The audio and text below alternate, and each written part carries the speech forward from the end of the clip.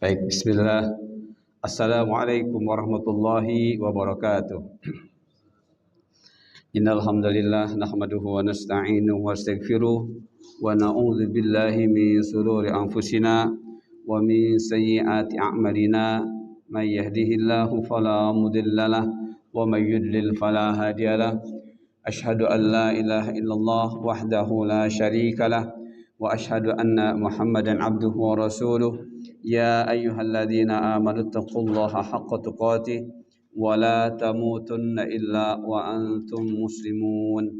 Ya ayyuhan nasu taqu rabbakum alladzi khalaqakum min nafsin wahidah wa khalaqa minha zawjaha wa batha minhuma rijalan katsiran wa nisaa'a wattaqullaha alladzi tasaaluna bihi wal arham innallaha kana 'alaikum raqiba.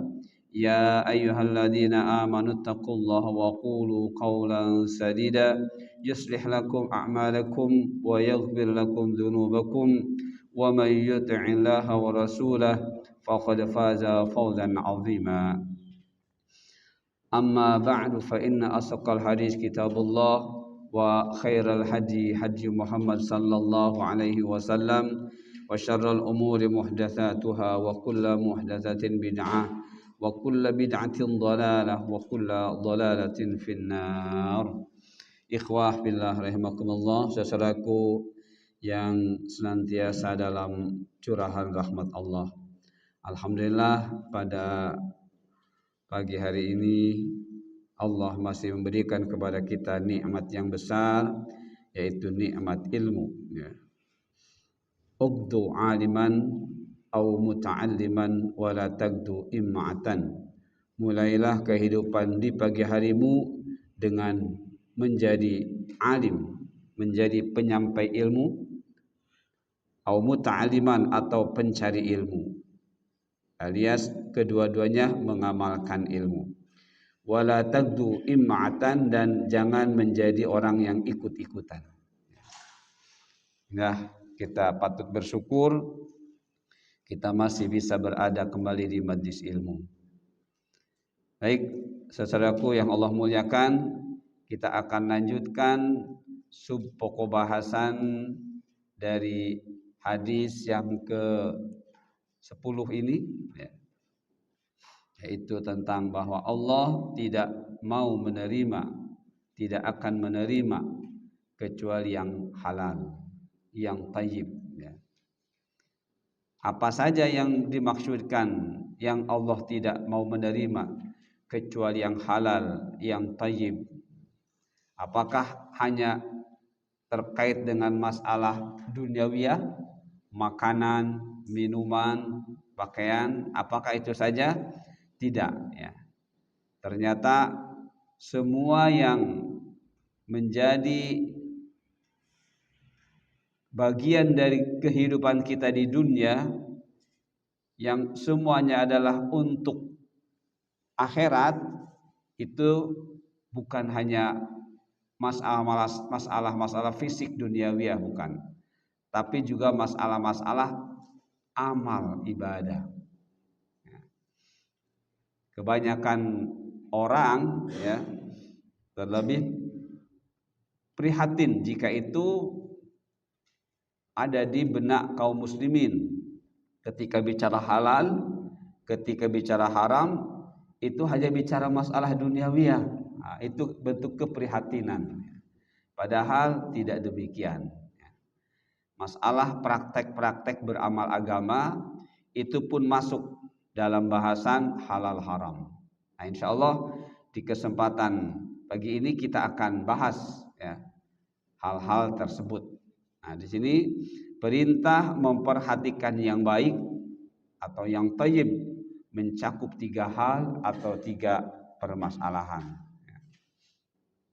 Sekali lagi, perintah memperhatikan yang baik, maksudnya yang thayyib, ya, mencakup 3 hal atau mencakup 3 permasalahan. Jangan lupa teman-teman, ketika kita mendapati kata thayyib, yang harus kita pahami adalah tahirun munazzahun an kulli naqis ya, atau naqais. Thayyib berarti adalah pengertiannya suci. Kalau sudah suci itu mulai dari dalam. Kalau kita manusia mulai dari hati. Itulah namanya thahir. Kemudian munazzah. Sudah begitu harus berupaya untuk disucikan. Harus berupaya untuk disucikan. Bukan hanya suci begitu saja. Kita harus mensucikan. Artinya Pak, jaga jangan sampai kesucian itu ternodai. Itu teman-teman. Itu makna thayyib. Ya. An kulli naqais, dari setiap kekurangan. Nah, bagaimana caranya? Kita bersihkan pikiran kita. Dengan bersihnya hati maka pikiran akan bersih. Nah, ketika pikiran ini bersih, jangan sampai terlintas waswasa syaitan kepada diri kita untuk mencacati kebersihan tadi. Nah, ketika kita bicara tentang Allah, maka jangan berpikir sedikit pun bahwa Allah itu begini-begini, negatif, tidak adil, tidak. Ya. Tapi justru dikembalikan kepada diri kita. Yang bermasalah ini kitanya. Maka segera kita pun bersihkan diri kita. Itu namanya thayyib. Dan ini bukan hanya dalam masalah fisik duniawiyah, tapi juga masalah amal-amal agama. Baik teman-teman, ini akan kita bahas. Jadi thayyib ini ya, berdasarkan penjelasan para ulama ya, baik dari tafsir atau hadis ya, atau dari penjelasan kitab Arba'in Nawawi sendiri secara khusus, itu insya Allah tidak lepas dari 3 hal ya, yang harus kita jaga kesuciannya ini, sehingga thayyib ya, sehingga kethayyiban tetap bisa dirasakan, bisa dijaga. Nah, ini teman-teman, ketika bicara thayyib, maka kita akan bicara harta. Kemudian kita akan bicara amal agama. Dan ketiga bicara kebutuhan tubuh kita. Teman-teman, sebagaimana yang sudah kita bahas pada pertemuan-pertemuan dulu sebelumnya, ketika kita bicara kehormatan ada 4 ya teman-teman, jangan lupa. Ketika bicara kehormatan yang harus kita jaga keselamatannya itu ada 4. 1, diri kita. 2, akal kita. 3, keturunan kita. Dan 4, harta benda kita. Ini namanya kehormatan ya. Dan kehormatan adalah bagian dari maqasid syariah, bagian dari tujuan Allah membuat syariat. Kemudian dilengkapi dengan agama, jadi 5. Maqasid syariah jadi ada 5. Agama itu sendiri dan ditambah 4. Nah, ini harus saling bekerjasama. Agama akan terus bisa berjalan dan bisa berfungsi dengan diperbaikinya 4. Yang 4 ini harus merujuk kepada agama. Nah, 4 pun akan terus baik bila merujuk kepada agama. Jadi agama akan baik ketika yang 4 ini menggunakan agama. Digunakanlah agama. Dan 4 ini akan bagus ketika agama pun digunakan oleh 4 ini. Seperti itu. Itu namanya maqasid syariah ya.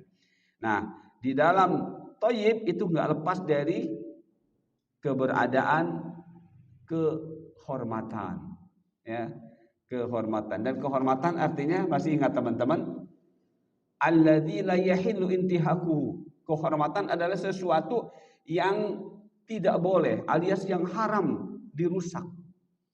Itu namanya kehormatan. Tidak boleh dirusak.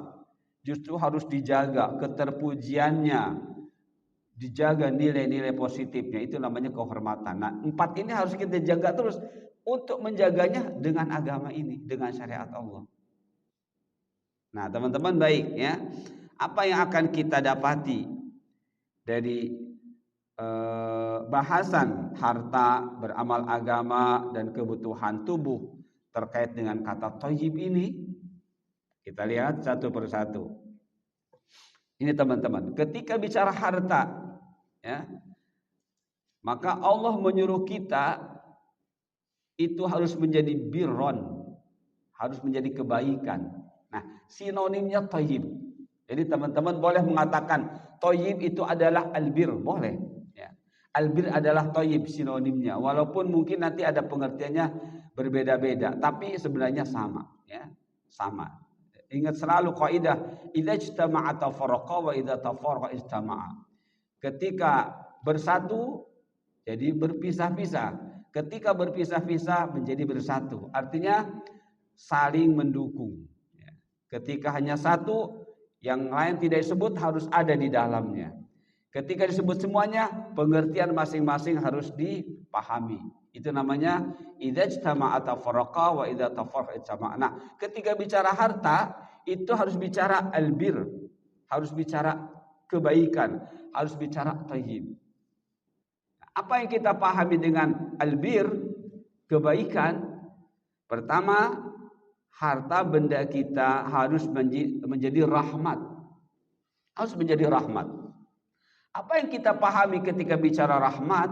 Ini teman-teman, harus menjadi sumber kebahagiaan hidup di dunia dan di akhirat. Itu teman-teman, ya. Harta benda kita banyak, harta benda kita sedikit, harta benda kita menginginkannya atau tidak, tapi itu ada bersama kita, harus menjadi sumber kebahagiaan. Kalau ada pertanyaan, Pak Edi, kebahagiaan itu tujuan atau bukan tujuan? Jawabannya kira-kira gimana teman-teman? Kebahagiaan itu tujuan hidup atau bukan? Kalau tujuan hidup berarti kebahagiaannya masih di sana. Kita sedang menuju kepada kebahagiaan. Berarti saat kita belum sampai kepada tujuan, berarti kita tidak bahagia, ya. Bisa begitu enggak dipahaminya?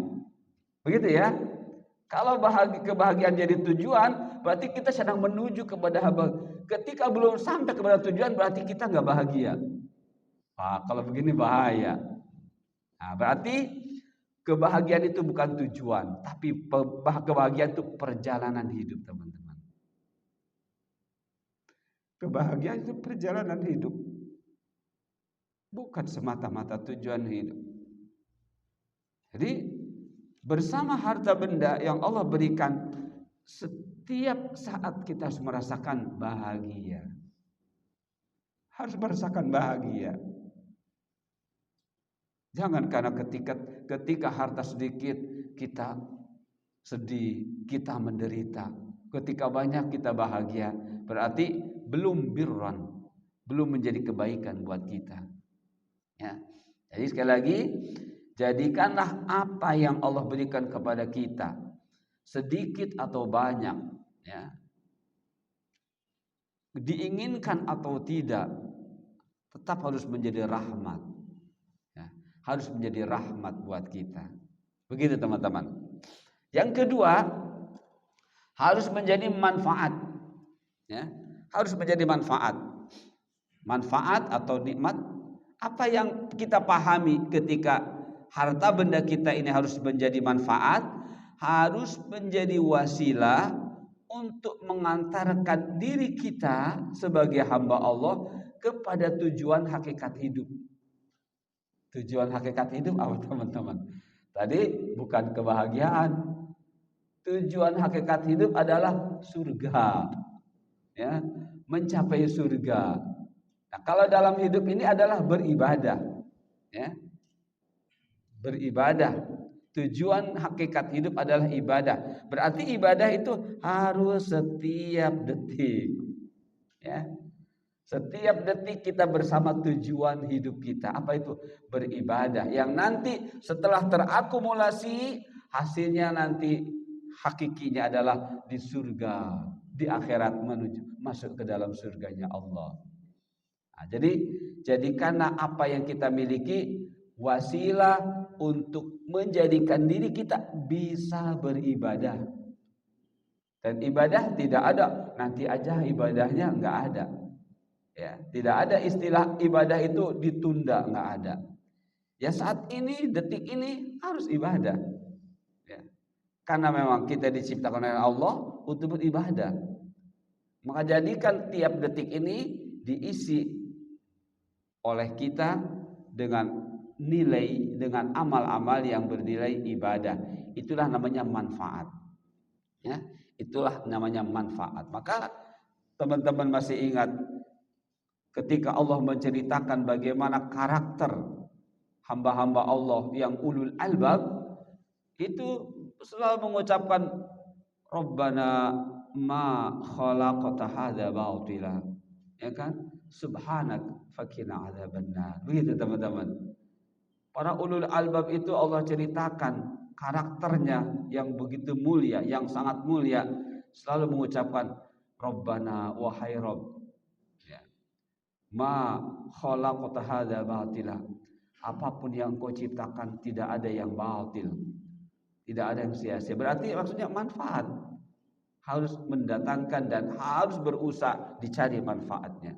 Subhanak, maha suci engkau. Ini maha suci artinya dalam mengaplikasikan bahwa thayyib. Jadi subhana ini mengandung kata upaya untuk menyampaikan diri kita kepada thayyib. Ya. Subhana itu tanzih an kulli aibin. Ya. Fin nafsillah. Kita berusaha membersihkan diri kita dari pikiran-pikiran tentang aib yang kita tujukan kepada Allah. Itu namanya tasbih, subhanallah. Ya, jadi ketika kita subhanallah, subhanallah, yang harus kita pahami itu jangan berpikir buruk tentang Allah. Berarti bukti kita ini tidak berpikir buruk tentang Allah, lisan kita dijaga, pandangan kita pun demikian, pendengaran kita dari apa? Dari hal-hal yang membuat kita jadi berdosa. Itu namanya tasbih. Jadi orang bertasbih berusaha menjaga semuanya dari jatuh kepada dosa. Andai pun terjatuh kepada dosa, segera bangkit. Segera bangkit. Segera bangkit. Menyadarkan diri bahwa Allah Tawwab, Allah Ghafar, Allah Maha Pengampun, ya. Allah Maha Tawwab, Maha Pembimbing taubat dan penerima taubat. Nah, itu teman-teman. Jadi inilah manfaat, ya. Sekali lagi, manfaat adalah segala sesuatu yang Allah berikan kepada kita dan kita jadikan itu sebagai wasilah, sebagai alat, ya, sebagai media untuk mengantarkan diri kita kepada tujuan hidup, yaitu beribadah. Beribadah bukan besok, bukan lusa, bukan minggu depan, bukan, tapi saat ini, ya, adalah ibadah. Ya. Jadi ibadah bukan hanya dengan praktek sholat saja, tapi dengan terus membersihkan pikiran kita, membersihkan hati kita, memperbagus amal-amal kita. Itulah hakikat ibadah. Jadi ibadah tidak ada lepas, ya. Tidak ada lepas dari waktu kita, dari hidup kita ini. Itu namanya manfaat. Kemudian teman-teman, harta kita harus menjadi mata. Harus menjadi mata. Ingat teman-teman, ketika Allah berfirman kepada Nabi Adam dan untuk keturunannya, ketika Allah perintah Nabi Adam dan untuk keturunannya akan datang keluar dari surga, apa kata Allah? Walakum fil ardi mustaqarrun. Ya. Dan untuk kalian bumi nanti akan menjadi tempat yang established, tempat yang apa namanya? Tempat tinggal kalian yang menyenangkan, yang menenangkan. Ya. Jadi bumi ini harus menjadi tempat tinggal di mana engkau bisa tenang. Begitu, mustaqarrun namanya, ya. Wa mata. Nah, ini mata. Mata itu kesenangan. Ya, harus menjadi kesenangan. Apa yang kita pahami dari kata mata itu teman-teman? Ini menjadi kesenangan memperoleh pahala. Ya, menjadi kesenangan untuk memperoleh pahala. Jadi ketika bicara kesenangan kita, versi hamba Allah muttaqin, bukan kesenangan-kesenangan hura-hura, bukan, ya. Bukan kesenangan-kesenangan poya-poya, bukan. Tapi kesenangan yang punya nilai pahala. Itu namanya mata. Jadi segala hal yang datang kepada kita harus menjadikan kita senang. Ya. Ingat teman-teman, hidup kita ini bersama takdir Allah, menjalani takdir Allah. Kalau sudah bicara takdir, ada takdir baik, ada takdir buruk. Ya. Kita senantiasa mengharapkan berada dalam takdir yang baik. Ya. Tapi ternyata Allah tidak demikian. Ya. Allah uji kita dengan takdir-takdir yang buruk. Nah, bagaimana sikap kita? Ya. Ketika kita dihadapkan kepada takdir yang buruk. Nah, inilah makanya mata ini. Ya, kita harus menjadikan diri kita senang. Artinya harus jadi pahala. Harus jadi pahala. Ya. Saya sudah sampaikan ke teman-teman, kita ini dalam hidup selalu dihadapkan kepada keinginan dan kepada kebutuhan. Kalau kita dihadapkan kepada keinginan ini tidak akan ada habisnya. Pengen ini, pengen itu, pengen macam-macam. Tapi ketika kebutuhan akan ada batasnya. Ya, akan ada batasnya. Lapar, ingin makan atau butuh makan. Ya. Ketika Pak Agus lapar, Pak Agus ingin makan atau butuh makan. Kalau ingin makan mungkin nggak selesai. Ya. Sudah kenyang, tapi itu enak kayaknya, ingin coba lagi. Ya. Tapi kalau makan itu kebutuhan, alhamdulillah sudah kenyang saya. Terus kalau sudah kenyang emang apa? Saya sudah punya kekuatan. Untuk apa? Untuk beribadah kepada Allah. Itu kebutuhan. Tapi kalau keinginan sudah kenyang tapi lihat ini pengen lagi, lihat ini pengen lagi, pengen lagi. Nah, Allah memberikan kepada kita duniawiyah ini bukan semata-mata untuk memenuhi keinginan, tapi untuk menjadikan kita merasakan keinginan tadi harus menjadi kebutuhan. Ya. Nah, jadi kalau begitu bagaimana teman-teman tadi? Kita ini bersama takdir Allah. Ya. Kita menginginkannya A, tapi Allah memberikannya B. Ya. Nah, ketika kita paham takdir Allah, maka dia harus jadikan apa yang kita terima yang ternyata keluar dari keinginan kita, tetap kita harus menerimanya. Bahwa Allah Maha tahu apa yang kita butuhkan. Saat itulah namanya mata. Saat itulah namanya mata. Jadi kita harus menjadikan itu sumber pahala buat diri kita. Nah, itu teman-teman ya. Jadi walakum fil ardi mustaqarrun wa mataun. Mana ada lagi tidak selain itu? Enggak ada, cuma dua. Dunia ini, bumi ini menjadi dua. Satu mustaqar, tempat engkau tinggal yang engkau bisa nyaman dan harus nyaman. Nah, kebutuhan fisiknya, kata Allah, aku akan jadikan engkau lapar. Aku akan jadikan engkau haus. Aku akan jadikan engkau begini terkait dengan fisikmu. Maka inilah mata untuk penyelesaiannya. Tapi bukan sekedar penyelesaian, harus menjadi pahala kata Allah. Itu teman-teman ya. Jadi albir, harta di sini harus menjadi kebaikan buat kita, menjadi mata, menjadi sumber pahala. Seperti itu. Nah, yang keempat adalah i'tibar. Ya. I'tibar itu kalau kata ulama tafsir, kita ini pikiran kita berkelana, menyeberang. I'tibar itu dari kata abrun. Abrun itu menyeberang. Ya. Dari satu titik ke titik lain. Bisa sejauh-jauhnya.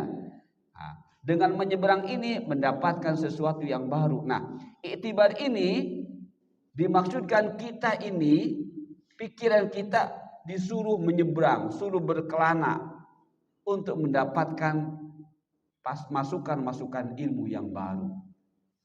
Jadi i'tibar adalah menjadikan sumber apa yang kita dapat ini sumber pelajaran atau ilmu yang bermanfaat. Ya. Teman-teman, contohnya nggak usah susah-susah makan minum, karena itu nggak bisa lepas dari kita. Bagaimana itu menjadikan pelajaran sumber ilmu? Ketika kita dihidangkan oleh Allah sesuatu makanan yang bukan keinginan kita, ya, bukan keinginan kita, tapi kita harus menjadikannya mata, dan mata itu harus jadi pahala.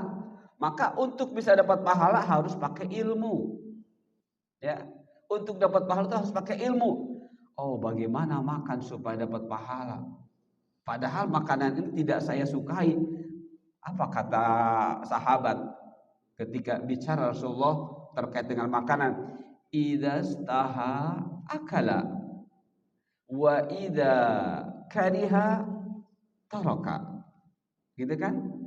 Para sahabat menceritakan bagaimana Rasulullah ketika menghadapi makanan yang tidak disukai, idza staha akala, kalau beliau menghendaki beliau makan.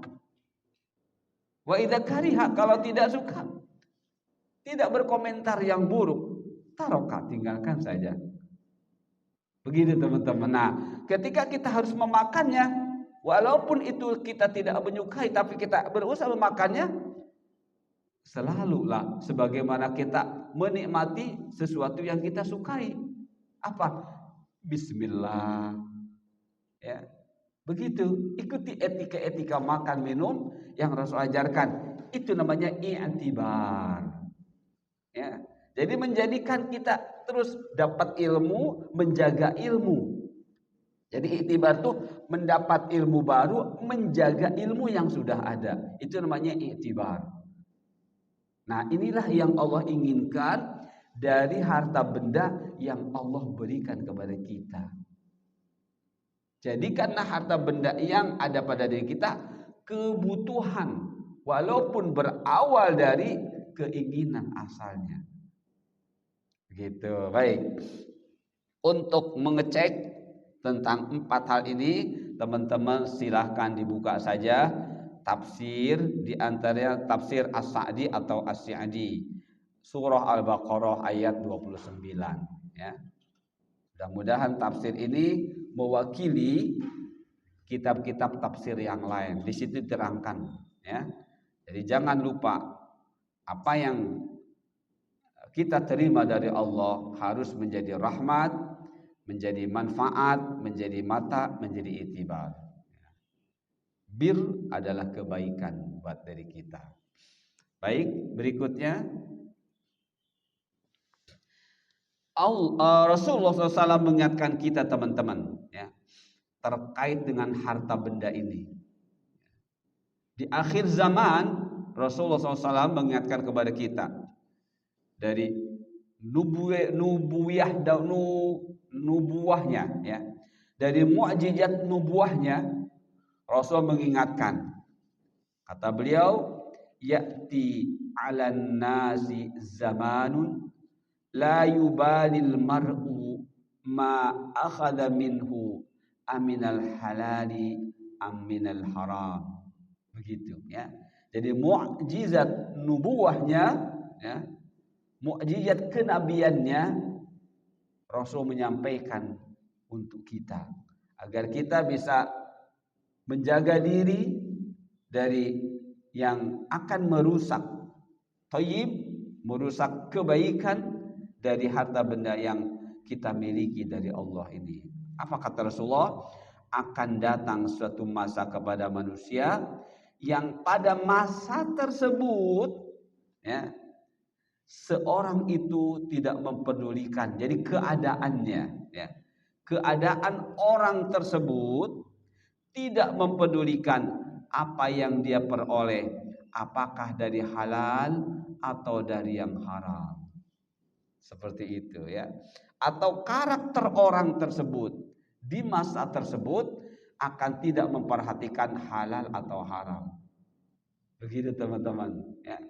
Sekarang kan sudah cara-cara jual beli ya, sistem jual beli, mekanisme macam-macam ya, lewat Shopee dan sebagainya ya, online itu kita juga harus memperhatikan halal haramnya. Baik kita sendiri sebagai pengguna atau kita sebagai penjual, kita harus memperhatikan halal haramnya. Ya. Kenapa? Karena Rasulullah sudah mengingatkan kepada kita. Ya. Rasulullah sudah mengingatkan kita dalam masalah pencarian harta akan terjadi sifat yang tumbuh dari orang-orang di masa tersebut tidak mempedulikan halal haram. Ya. Halal haram wal iyadzubillah. Teman-teman, tidak terasa buka Google ternyata ada resep menjadi kaya dengan cepat miliaran. Ternyata setelah dibaca kita suruh beli satu alatnya alat mengandung kesirikan, sihir. Mereka yang tidak memperhatikan hadis Rasulullah, tidak memperhatikan keimanan, ya tertarik karena ingin segera kaya. Padahal Rasul mengingatkan al-ghina ghina nafs. Kaya itu adalah kaya jiwa, bukan semata-mata kaya harta. Tuba liman aslama wa rizquhu kafafan. Berbahagialah seorang yang menjadi muslim dan rizkinya kafafan. Rizkinya cukup. Ya. Rizkinya cukup. Cukup artinya cukup untuk menjaga keislamannya. Ya. Untuk menjaga ketaatan kepada Allah. Yang harus kita jaga kan dua, teman-teman. Istiqomah dalam beragama, berdakwah. Ini sumber kemuliaan. Ya. Jika ingin memperoleh kemuliaan dari Allah, maka perjuangkan dua ini. Yang pertama istiqomah, yang kedua berdakwah. Nah, ya berarti harta benda kita upayakan untuk dua hal ini, untuk menjadikan kita terus istiqomah. Ya.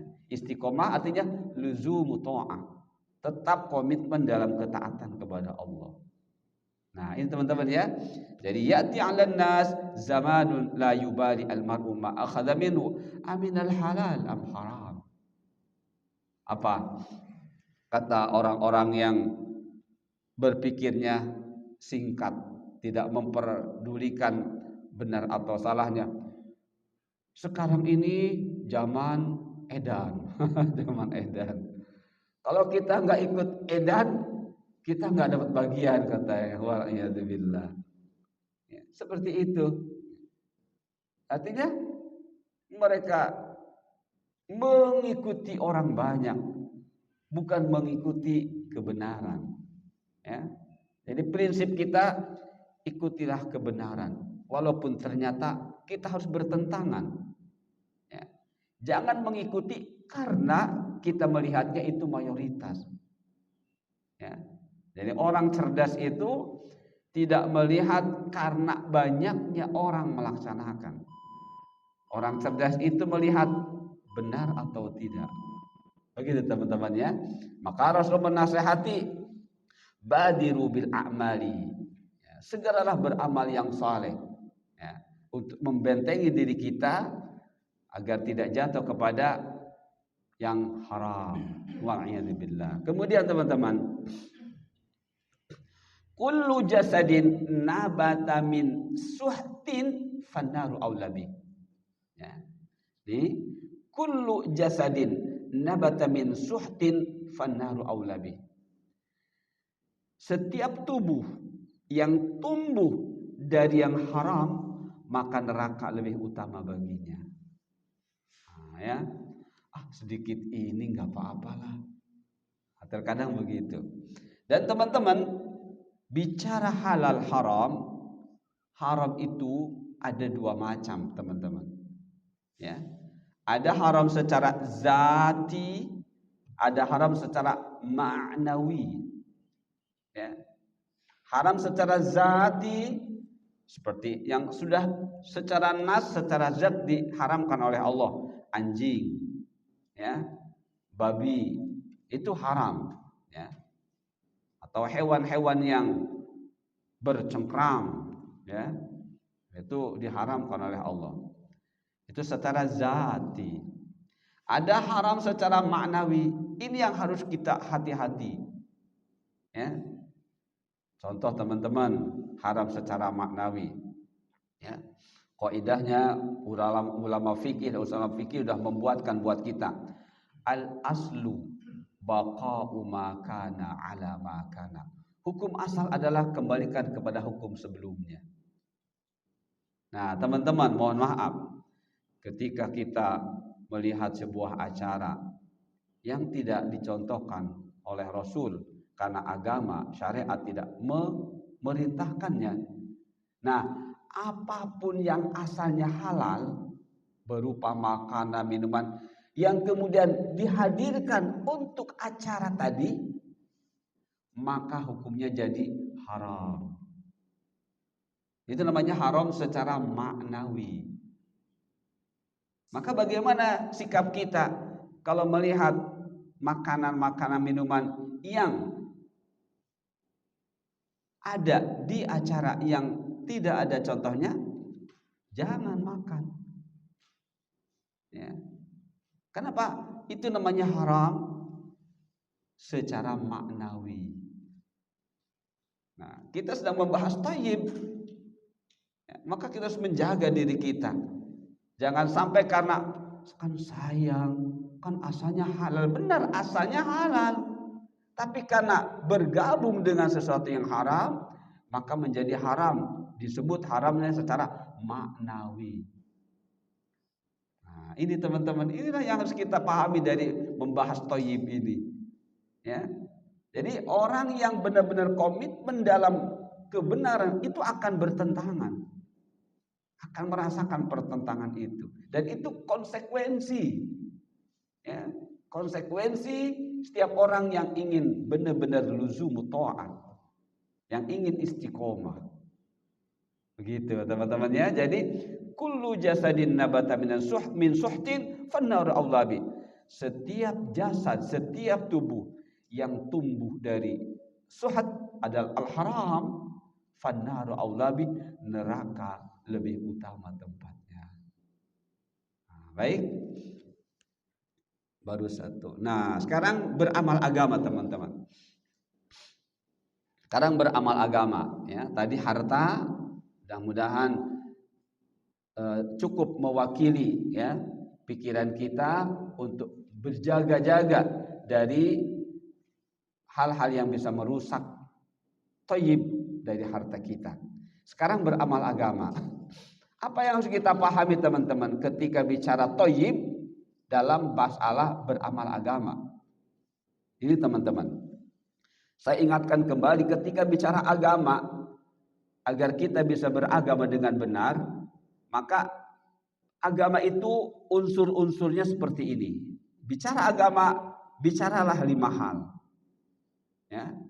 Bicara agama, bicaralah 5 hal. 1, bicara amal dan jaza. Itu pasti. Seorang yang beragama harus bicara amal. Dan bicara amal yang bermanfaat buat dirinya. Nah, maka jaza itu balasan. Bisa balasan buruk, bisa balasan yang baik.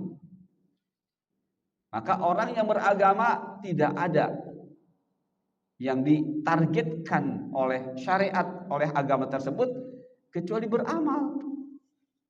Ayo beramal, kata agama, beramal. Beramal yang seperti apa?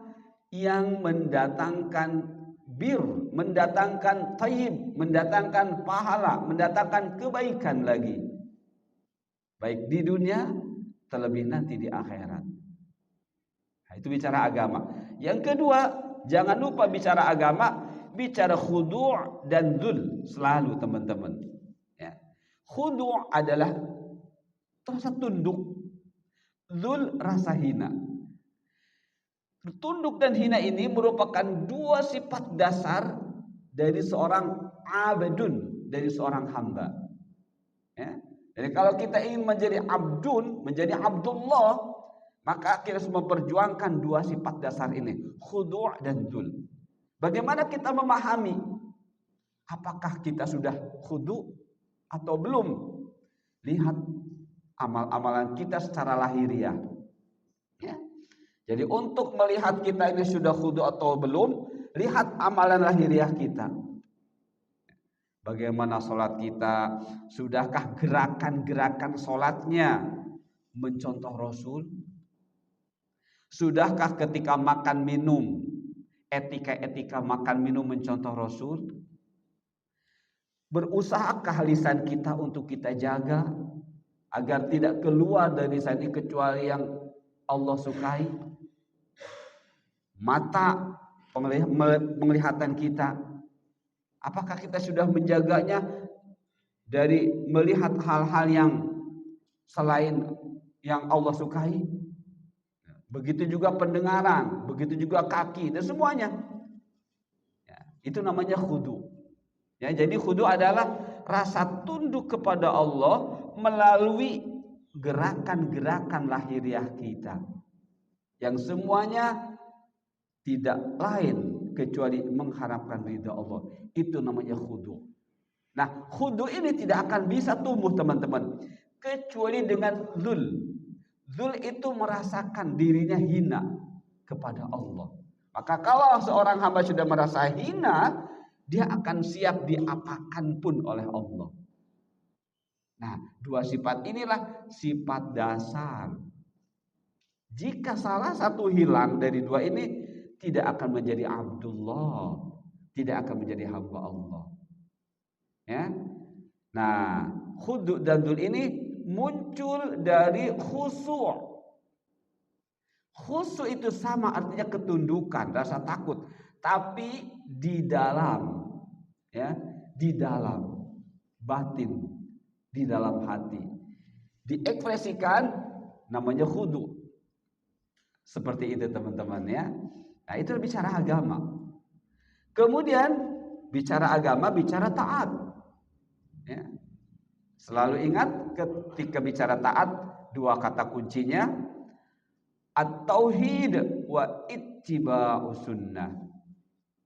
Bicara taat berarti bahwa kita ini hanya menyembah Allah saja, tentu dengan benar. Nah, untuk membuktikan kita ini menyembah Allah saja dengan benar, ittiba' Rasul. Itulah taat namanya.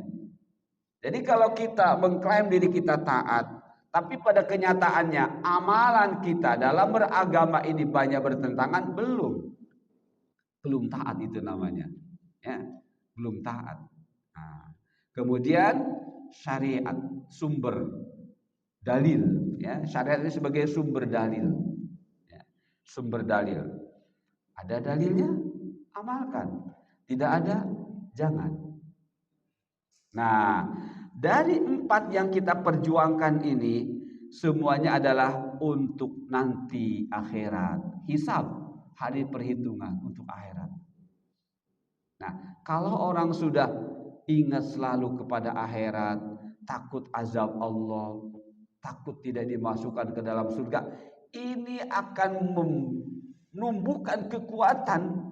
Mohon maaf, dua istilah. Pertama adalah quwwah al-ilmiyah, dan yang satu lagi quwwah amaliyah. Ya. Kuwah nazariyah atau ilmiah dan kuwah amaliyah. Jadi ketika kita sudah ingat akhirat, ya walaupun mungkin saja jatuh kepada dosa itu mungkin saja. Ya. Karena manusia itu lemah. Ya. Kemungkinan, tapi lemahnya saat jatuh segera bangkit, tidak membiarkan putus asa. Nah, berarti itu sudah tumbuh di dalam diri seseorang kuwah an-nazariyah atau ilmiah dan kuwah amaliyah. Kuwah nazariyah itu berpikirnya selalu yang baik, yang baik, yang baik, yang positif, yang positif, yang positif, yang berpahala. Itu namanya kuwah nazariyah atau kuwah fi'liyah, ilmiah. Melahirkan kuwah amaliyah, melahirkan kekuatan untuk beramal yang benar. Nah, itu teman-teman. Nah, kalau 5 ini sudah terus ya diingat oleh diri kita, dipahami dan ditumbuhkan dalam diri kita, maka seperti inilah amal agama akan benar apabila dikerjakan karena satu, harapan pahala dari Allah, ini dia. Kedua, dikerjakan oleh seorang hamba yang khudu dan zul. Ketiga, dalam rangka taat kepada Allah dan Rasulnya. Keempat, mengikuti syariat. Dan kelima, untuk kehidupan akhirat. Bukan untuk kehidupan dunia semata, untuk kehidupan akhirat. Otomatis orang yang memperjuangkan akhirat di dunia pun akan Allah berikan penjagaan. Begitu teman-teman. Baik, berikut ya teman-teman. Al-yawma akmaltu lakum dinakum wa atmamtu alaikum ni'mati wa raditu lakumul Islam madina. Untuk menjaga beramal agama ini supaya tetap thayyib, ya, supaya tetap terjaga dari amal-amal yang merusak, ya, dari ilmu-ilmu yang merusak syubhat, ya. Maka kita diingatkan oleh potongan ayat dari ayat 3 surah Al-Maidah. Al-yawma akmaltu lakum dinakum. Hari ini Allah katakan, sudah aku sempurnakan untuk kalian semuanya agama kalian. Nah, apa yang teman-teman yang kita pahami teman-teman dengan kata-kata akmal, sempurna. Ya. Ulama tafsir menerangkan kesempurnaan agama tidak akan sempurna kalau tidak disandarkan kepada Allah. Begitu teman-teman. Ya. Kesempurnaan agama yang kita perjuangkan tidak akan sempurna kalau tidak dikembalikan kepada Allah. Dari mana itu kita dapati? Dari kata akmal tu. Ya. Tu di sini aku, saya. Dan di sini adalah Allah. Jadi hari ini kata Allah, aku telah sempurnakan. Jadi kalau kita nggak kembalikan kepada Allah ajaran agama ini, nggak akan sempurna teman-teman. Kembalikanlah kepada Allah. Apakah Allah mengajarkan, menyuruh atau tidak? Begitu teman-teman. Ini dalam rangka menjaga thayyib. Ya. Kalau kita tidak mengembalikan kepada Allah, tidak terjamin kesempurnaan agama kita ini. Maka amalnya pun otomatis rusak. Nah, maka apa yang kita pahami dari kata sempurna ini? Bentuk kesempurnaan tersebut adalah agama telah ditetapkan namanya Islam. Nggak ada Islam Nusantara. Ya, nggak ada Islam Nusantara.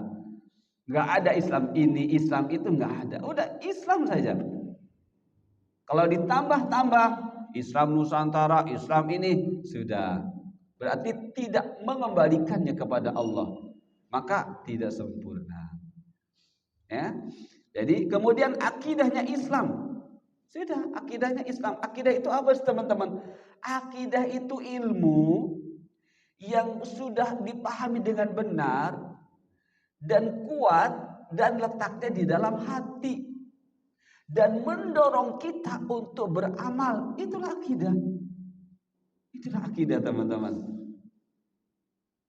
Jadi amal-amal yang nanti kita akan kerjakan itu harus lahir dari ilmu yang sumbernya Al-Quran, Al-Hadis. Kita pahami dengan benar, ya, kita simpan dalam hati, dan sampai mendorong kita untuk mempraktekannya. Itulah hakikat akidah. Itulah hakikat akidah, teman-teman. Ya. Jadi akidah itu adalah ikatan yang sangat kuat ilmu. Jadi ilmu diikat setelah kita. Yang dimaksud ikat itu pahami dengan benar. Pahami dengan benar sedetil-detilnya. Sampai akhirnya kita mulai, oh jadi harusnya seperti ini ya. Itulah akidah. Dan mendorong kita untuk beramal dari ilmu yang telah menjadi akidah tersebut. Ya. Nah, ketika melahirkan juga disebut dengan iman. Ya. Iman. Makanya rukun iman itu artinya apa? Hal-hal yang harus menjadikan kita beramal, atau sumber-sumber yang harus menjadikan kita beramal. Rukun iman ada 6. Nah, 6 ini harus menjadi sumber kita bisa beramal. Maksudnya begitu, teman-teman. Ya. Nah, begitu syariatnya syariat Islam. Telah dijelaskan pula tentang hukum perintah dan larangan, halal dan haram, dan hukum yang berada di antara halal dan haram. Al-halalu bayyinun, yang halal itu jelas, yang haram pun demikian. Wa ma bainahuma, dan yang ada antara mustabihat. Famanittaqa subhat faqad istabra ali dini wa irdi. Barang siapa yang membentengi diri dari jatuh kepada subhat, faqad istabra ali dini wa irdi. Berarti dia sudah menjaga diri, membentengi diri, membentengi keselamatan diri dan agamanya. Itu, teman-teman, ya. Jadi orang yang menjaga diri dari subhat, apalagi yang haram, subhat saja sudah berarti berupa menyelamatkan kehormatan keselamatannya dan agama, apalagi menjaga dari yang haram.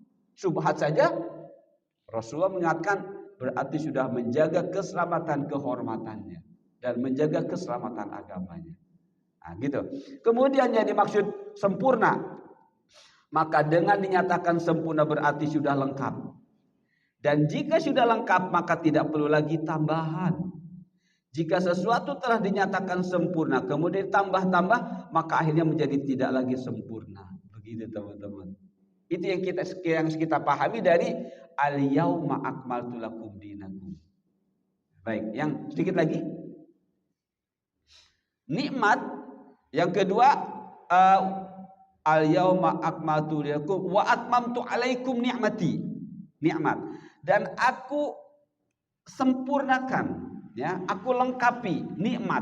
Nah, yang harus kita pahami, teman-teman, dari potongan ayat ini kata Allah, dan aku lengkapi, aku sempurnakan nikmat. Tapi yang dimaksud dengan menggunakan atmam adalah para ulama menerangkan nikmat terdiri dari dua, nikmat agama atau nikmat ilmu dan nikmat dunia, ya, atau semua yang dibutuhkan oleh fisik kita. Nah, dari dua nikmat ini harus seperti ini. Adapun nikmat agama, maksudnya adalah bahwa agama itu akan menjadi nikmat apabila ajaran yang hak, apabila ajaran yang benar yang dari agama itu tidak dicampur adukan dengan kebatilan, baru jadi nikmat. Ya. Jadi wa atmamtu alaikum ni'mati, yang kita pahami seperti itu. Ya, dan aku sempurnakan nikmatku ini. Maksudnya Allah berikan kepada kita secara garis besar nikmat ilmu alias agama dan nikmat duniawiyah. Nah, nikmat agama ini akan benar-benar menjadi nikmat bila tidak dicampur adukan dengan kebatilan.